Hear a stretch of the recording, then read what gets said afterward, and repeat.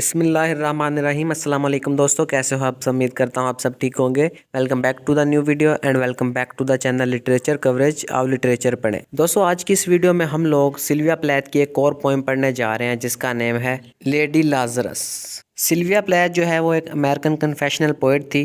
Confessional poet का मतलब है ऐसा पोएट या ऐसी पोएट जो कि अपनी पर्सनल लाइफ के बारे में, अपने पर्सनल एक्सपीरियंसेस के बारे में बताए। लेडी लाजरस इस पोएम में भी आप लोग देखोगे कि सिल्विया प्लैथ अपने बारे में ही बताएगी और अपनी लाइफ के बारे में बताएगी कि किस तरह से उसने अपनी लाइफ में कितनी बार सुसाइड करने की कोशिश की, लेकिन हर बार वो बच जाती थी। सिल्विया प्लैथ 27 अक्टूबर 1932 में मैसाचुसेट्स यूनाइटेड स्टेट्स में पैदा हुई थी और 11 फरवरी 1963 में लंदन इंग्लैंड में इसकी डेथ हो गई थी। इसने सुसाइड की थी। इसकी डेथ की रीज़न सुसाइड ही थी। स्लीपिंग पिल्स खा के और अपना जो हेड है वो गैस ओवन में रख के सिल्विया प्लैथ ने खुदकुशी कर ली, सुसाइड कर ली। सिल्विया प्लैथ एक फेमस अमेरिकन पोएट थी, ये नॉवलिस्ट भी थी, शॉर्ट स्टोरी राइटर भी थी। लेडी लाजरस ये पोएम 1963 में लिखी थी सिल्विया प्लैथ ने, और सिल्विया प्लैथ की 11 फरवरी 1963 में सुसाइड की वजह से होने वाली मौत के 2 साल बाद ये पोएम सिल्विया प्लैथ की second poetry collection book Ariel में 1965 में पब्लिश हुई थी। ये पोएम फ्री वर्स में लिखी है सिल्विया प्लैथ ने। इसके 28 टर्सेट स्टैंजाज हैं। टर्सेट स्टैंजा का मतलब किसी पोएम का ऐसा स्टैंजा जिसमें 3 लाइनें हों। इस पोएम में आप लोग देखोगे कि सिल्विया प्लैथ बताएगी कि उसने कितनी बार सुसाइड करने की कोशिश की थी और वो कोशिश नाकाम रही, लेकिन ये कोशिश 11 फरवरी 1963 में कामयाब हो गई थी और सिल्विया प्लैथ की डेथ हो गई थी सुसाइड करने की वजह से। इस पोएम में देखा जा सकता है कि सिल्विया प्लैथ किस कदर डिप्रेशन में रहती थी कि उसके माइंड में हर वक्त डेथ के बारे में और सुसाइड करने के बारे में ख्यालात आते रहते थे। वो इतना ज़्यादा डिप्रेशन में क्यों रहती थी ये आप लोगों को डैडी पोएम पढ़कर और समझकर भी अंदाज़ा हो जाएगा। डैडी पोएम भी सिल्विया प्लैथ ने लिखी है। उस पोएम का लिंक मैं पहले कमेंट में पिन कर दूंगा, वो पोएम भी आप लोग जाके समझ लेना। डैडी पोएम की वीडियो भी देख लेना। सिल्विया प्लैथ का बाप ऑटो प्लैथ इस पर बहुत ज़्यादा जुल्म करता था, तो इस वजह से ये बहुत ज़्यादा डिप्रेशन में रहती थी। और इसके बाद सिल्विया प्लैथ ने जब कैम्ब्रिज यूनिवर्सिटी में एडमिशन लिया तो वहाँ पे इसको एक young Yorkshire poet Ted Hughes मिला। दोनों की मुलाकात हुई और फिर इन दोनों ने शादी कर ली। टेड ह्यूज का किसी और औरत के साथ अफेयर था, जिसकी वजह से सिल्विया प्लैथ और टेड ह्यूज अलग अलग हो गए थे। और सिल्विया प्लैथ अपने 2 बच्चों के साथ लंदन आ गई एक फ्लैट में रहने के लिए, और वहाँ पर सिल्विया प्लैथ की डेथ हुई थी सुसाइड करने की वजह से। तो सिल्विया प्लैथ अपने बाप की वजह से और टेड ह्यूज की वजह से बहुत ज़्यादा डिप्रेशन में आ गई थी, और इस वजह से उसने फिर सुसाइड कर ली और बहुत बार सुसाइड करने की कोशिश भी की अपनी लाइफ में। तो चलिए दोस्तों, पोएम शुरू करते हैं अब और इसे लाइन बाय लाइन समझने की कोशिश करते हैं। I have done it again 1 year in every 10. I manage it. Sylvia Plath कह रही है कि उसने फिर से कोशिश की। किस चीज़ की कोशिश? सिल्विया प्लैथ ने दोबारा से सुसाइड करने की कोशिश की, ये कह रही है वो। और साथ में ये बता रही है कि उसकी ज़िंदगी के हर 10 सालों में उसने एक बार ये कोशिश की, यानी अपनी ज़िंदगी में आने वाले हर 10 सालों में सिल्विया प्लैथ ने खुद को मारने की, सुसाइड करने की कोशिश की। आई मैनेज इट ये कहना चाह रही है कि उसने ऐसा किया, इस बात का इंतज़ाम किया कि किस तरह से वो खुद को मारेगी।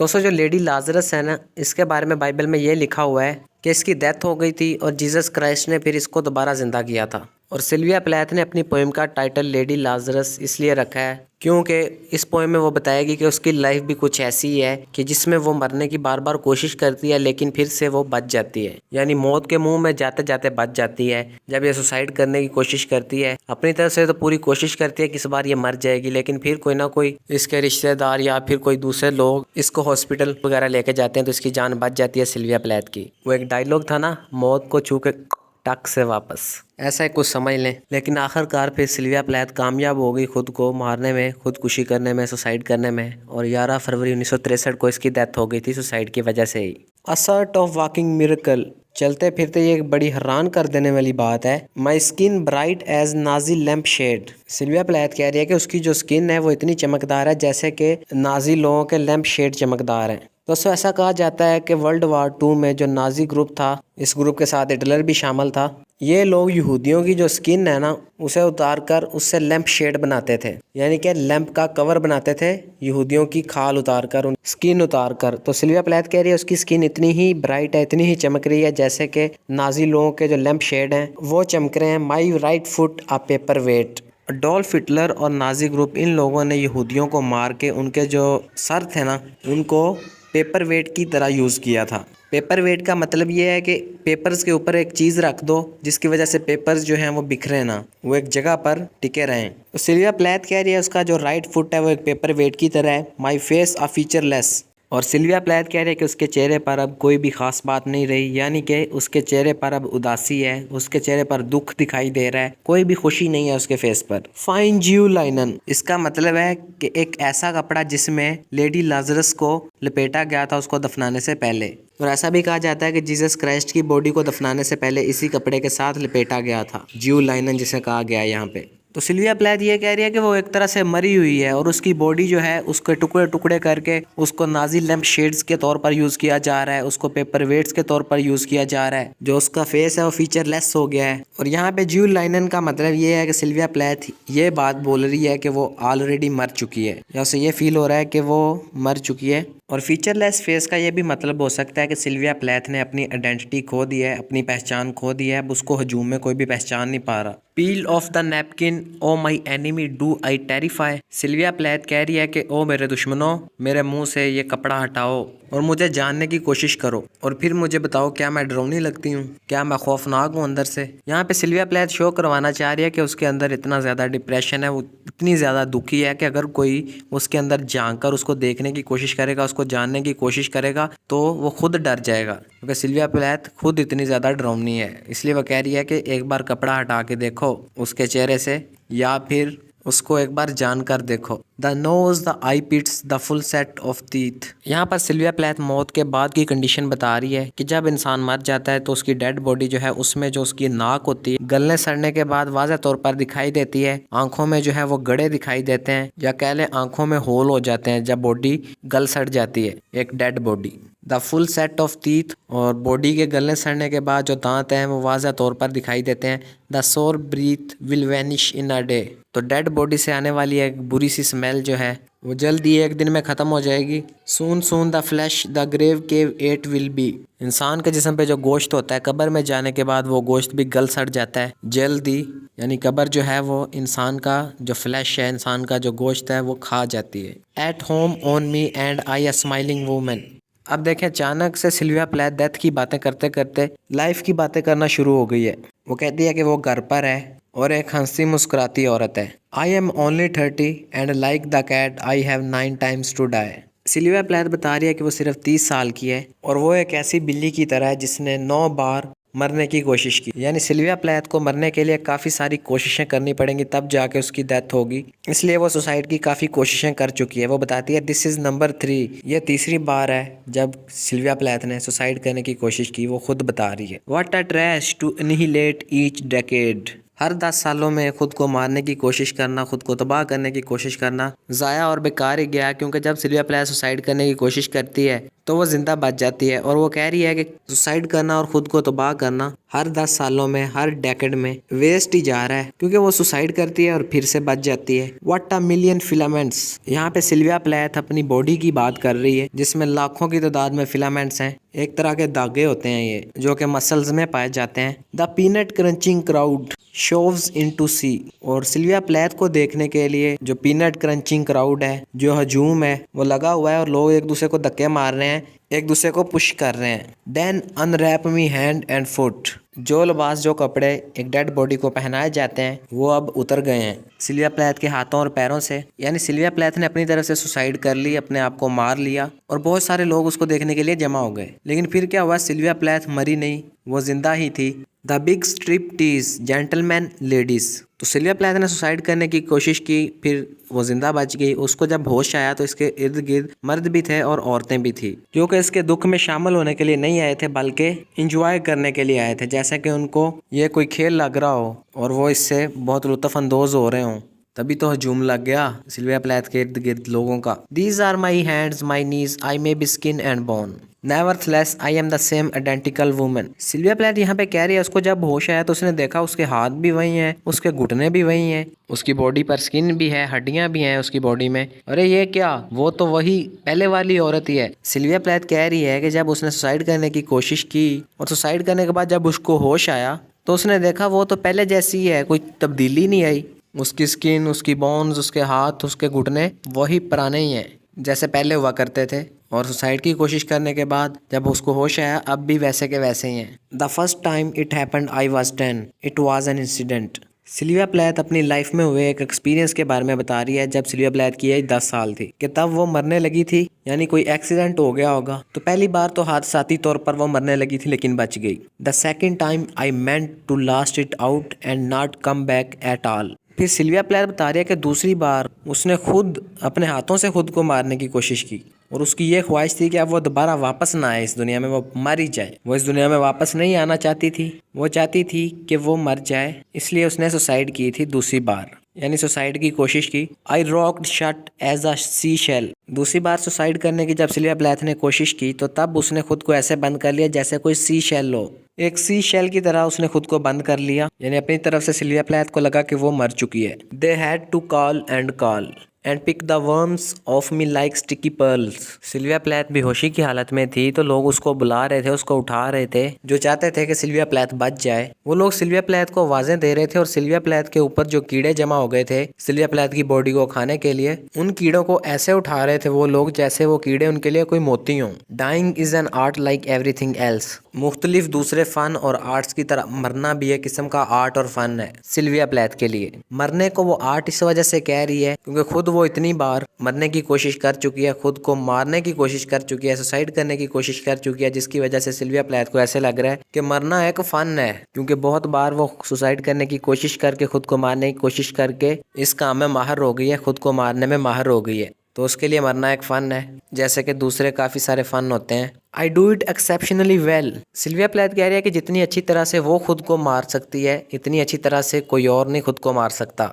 सिल्विया प्लैथ इस काम को बहुत अच्छे तरीके से कर सकती है और दूसरे लोग इस काम को इतने अच्छे तरीके से नहीं कर सकते। I do it so it feels like hell. हर वक्त सिल्विया प्लैथ के माइंड में डेथ की ही बात चलती रहती है। वो खुद को मारना चाहती है क्योंकि उसे ऐसा फील होता है कि उसकी जो जिंदगी है वो एक जहन्नम की तरह है। यानी ये कहना चाह रही है कि उसकी जिंदगी में बहुत ज्यादा तकलीफें हैं, बहुत ज्यादा दुख हैं। या फिर ये मतलब हो सकता है कि सिल्विया प्लैथ के माइंड में हर वक्त डेथ के ही ख्यालात चलते रहते हैं, तो उसे ऐसे लग रहा है उसके माइंड में डेथ के जो ख्यालात हैं वो हेल की तरह हैं। I do it so it feels real. Sylvia Plath मरना चाहती है क्योंकि उसको ये फील होता है कि जो मौत है वो हकीकत है, ये एक रियल चीज़ है कि मौत तो आके ही रहनी है। आज आ जाए या कल आ जाए या 50 साल बाद आ जाए, लेकिन मौत आकर ही रहेगी। I guess you could say I have a call. Readers को ये कह रही है सिल्विया प्लैथ कि रीडर्स जो हैं वो ये अंदाज़ा लगा चुके होंगे अब तक, या फिर ये अंदाज़ा लगा लेंगे कि सिल्विया प्लैथ जो है वो मरने वाली है या फिर मौत के करीब है। It's easy enough to do it in a cell. एक बंद जगह पे, एक बंद कमरे में खुद को मारना काफ़ी आसान है। It's easy enough to do it and stay put. Sylvia Plath कह रही है कि खुद को मारना काफ़ी आसान है और खुद को मारने के बाद वहीं एक जगह पे पड़े रहना बिना हिले, बिना हरकत किए। It's the theatrical comeback in broad day. मौत के मुंह से या फिर मरते मरते जिंदा बच जाना थिएटर में होने वाली एक परफॉर्मेंस की तरह है। तो सिल्विया प्लैथ कह रही है कि वो भी एक थिएटर में एक स्टेज पर परफॉर्म कर रही है। मरते मरते वो बच गई है, उसकी ज़िंदगी बच गई है। To the same place the same face the same brute. और जब वो मरते मरते बच गई और दोबारा उठी, उसको होश आया तो उसने देखा कि वो तो उसी जगह पे ही आ गई है जहाँ पे वो पहले थी। लोग भी वही हैं, लोगों के फेसेस देख के कह रही है उनके चेहरे भी वही पुराने हैं जो उसने पहले देखे हुए हैं, और वही बेरहम लोग हैं। Amused shout a miracle. तो उन बेरहम लोगों के चिल्लाने की आवाज़ आई कि वाह, ये तो एक बड़ी हैरान कर देने वाली बात है। लोग बड़ा हैरान हुए, यार ये मौत के मुंह से बच गई। That knocks me out. ये सुनने के बाद सिल्विया प्लैथ को फील हुआ there is a charge for the eyeing of my scars. कि सिल्विया प्लैथ के ज़ख्म जिस शख्स ने देखने हैं, जो लोग सिल्विया प्लैथ के ज़ख्मों को देखना चाहते हैं अपनी आंखों से, उनको पे करना पड़ेगा, यानी पैसे लगेंगे सिल्विया प्लैथ के ज़ख्म देखने के लिए, और सिल्विया प्लैथ अपने ज़ख्म दिखाने के पैसे लेगी। There is a charge for the hearing of my heart. और सिल्विया प्लैथ के दिल की धड़कन सुनने के लिए भी वो लोगों से पैसे लेगी, उसके दिल की धड़कन सुनने के लिए भी लोगों को पैसे देने पड़ेंगे। It really goes and there is a charge. अब ऐसा ही होगा, लोगों को पे करना पड़ेगा। A very large charge for a word or a touch or a bit of blood or a piece of my hair or my clothes. Sylvia Plath कह रही है कि उसके मुंह से कोई लफ्ज़ सुनने के लिए, या फिर उसको टच करने के लिए, या फिर उसका थोड़ा सा खून लेने के लिए, उसके बालों का कोई टुकड़ा लेने के लिए, या फिर उसके कपड़ों का कोई टुकड़ा लेने के लिए बहुत ज़्यादा चार्ज है, बहुत ज़्यादा पैसे पे करने पड़ेंगे लोगों को। सो हर डॉक्टर, सो हर एनिमी। हर यहाँ पे एक जर्मन वर्ड है जिसका मतलब है मिस्टर, और डॉक्टर इसके स्पेलिंग भी देखें, DOKTOR लिखा है। जर्मन में इसको ऐसे लिखा जाता है, लेकिन इसका मतलब भी डॉक्टर ही है। और HERR